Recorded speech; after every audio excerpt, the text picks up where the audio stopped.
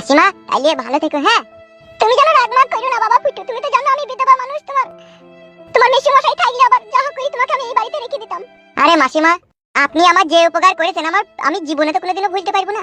তোমার মতো ভালো ফ্রেশ ফাইন মেয়ে আর এই জগতে দুটো মিলবে না গো মাসিমা। ওগো তাড়াতাড়ি চলো, মাসিমাকে একটা প্রণাম করে নাও। গিন্নি গো, মাসিমাকে প্রণাম করলে ছোট করা হবে। প্রণাম আমি করব না, তবে খুবই দুঃখের সাথে মাসিমার কাছ থেকে আমি বিদায় জানাবো। মাসিমা। হ্যাঁ ফুটে বলো। বিদায় দেন মাসিমা গো। ও মাসিমা বিদায় দেন আমার গো গুণের মাসিমা গো। ভুল করিলে ক্ষমা করো গো। ও মাসিমা আমি তোমার ছেলের মতো গো আমার মাসিমা গো। এই এক মাস যা খেয়েছি দুজন গো। ও মাসিমা পয়সা দিতে পারলাম না গো, ক্ষমা করো গো। ও ছেলে ও কথা বলছি কেন বাপ? আমি কি তোমার কাছে পয়সা চেয়েছি? ও মাসিমা উচিত ছিল যাবার সময় কিছু পয়সা হাতে দেবো, কিন্তু নাই তো।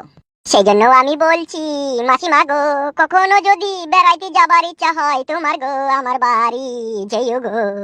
রাজহাঁসের মাংস কষা করে রান্না করে তোমাকে বাসনে ঢেলে আমি চামচে করে খাওয়াবো। তবেই তোমার ঋণ শোধ হবে আমার মাসিমা। মাসিমা গো, ও কথা বলে আমার লজ্জা দিও না বাপ ফুটু। খাবার ক্ষুধা নাই কু আমার গো। ও ফুটু ক্ষুধা মিটেছে অনেক দিন আগে ফুটু গো। পাইলি তুমি বাড়ি যেই গো। ও ফুটু 1005 টাকা গো আমায় পাঠিয়ে দিও গো।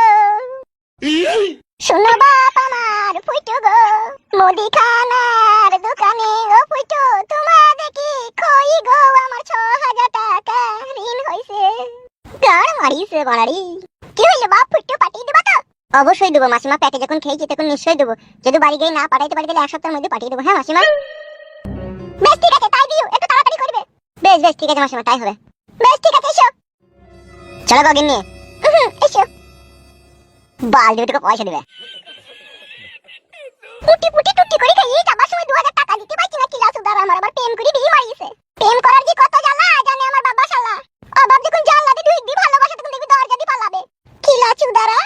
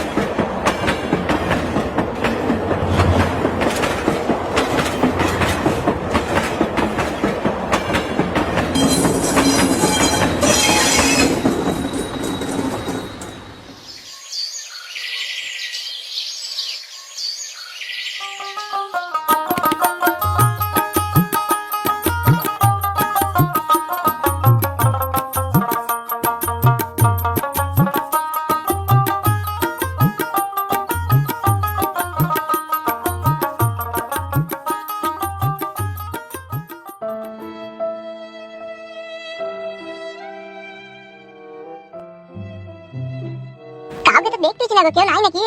আচ্ছা গো ঘরে আছে। ডাকো তোমার মাকে ডাকো। মা, ও মা। কে?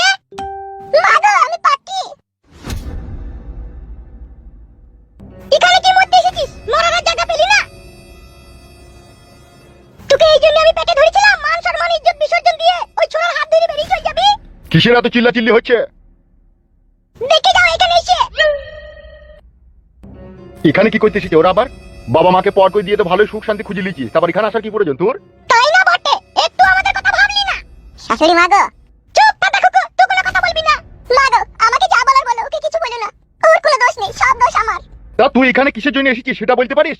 এইরকম করে কেন বলছো বাবা? আমি কি তোমার মেয়ে নই? আমি কি এই বাড়ি আসতে পারি না? তুই যেদিন থেকে এই বাড়ি থেকে গেছিস সেই দিন থেকে আমার জীবন থেকে তুই মরে গেছিস। যে মেয়ে তার নিজের সুখের জন্য মা বাবার মান সম্মানকে বিসর্জন দিতে পারে, সে আবার মেয়ে কিসের? মান সম্মান তো বিসর্জন দিয়ে যাই, তার সাথে ওই ছেলেটার বাবা কি আমাদেরকে কম অপমান করে গেছে? আমার বাবা এসেছিল। তোমার বাপটা তো একটা সুরের বাচ্চা, খানকির ছেলে। গাই দেন না কাকা, যত হোক আব্বা হয়। আব্বা?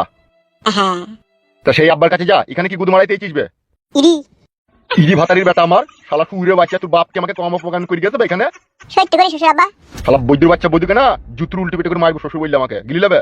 ওই ছোড়া কি এমন দেখলি তাই ওর হাত ধরে এই বাড়ি থেকে চলে গেলি? চাকরিওয়ালা ছেলেকে বিয়ে না করি? শালা 2 পয়সা ইনকাম করার মরদ নাই, আবার আমার মেয়ে গেলি পালিয়ে গেছে শালু। আব্বা গো কারো না কারোর সাথে তো বিয়ে দিতে, তা আমি করলাম তো কি হবে? 12 ভাতের বেটাকে না এক ঘুষু মারবো 3 হাত মাটিতে ঢুকে যাবে। শালা বৈদ্য 5 টাকার ডাল চানাচুর কিনে খেয়ে গোটা পাড়া মই পেটি পিটি গন্ধ করে দিয়ে বেড়াই, আবার আমার মেয়েকে করেছে বিয়ে। ইরি আমি ডাল কেন খাই না তো কাকা বাবু। চুপবে শালা অস্ট্রেলিয়া গায়ের বাচ্চা। মা তুমি কি বলছো বলো, আমি এই বাড়িতে থাকতে এসেছি, আমি কি বাড়ির মালিক নাকি এই তোকে থাকার অনুমতি দেবো? যে রাস্তা ধরে এসেছিস সেই রাস্তা ধরে আবার ফিরত যা। এই বাড়িতে থাকার মতো কোনো কাজ তুই করিস নি, বুঝলি তো?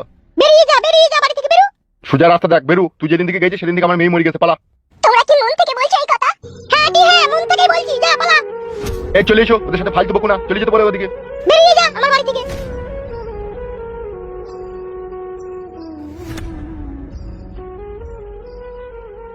আল্লাহ শ্বশুর আর শাশুড়ি জালিম লোক তো, কি করবে তাহলে এখন? কি আর করবো, ভাগ্যতে যা আছে তাই হবে, চলো এসো।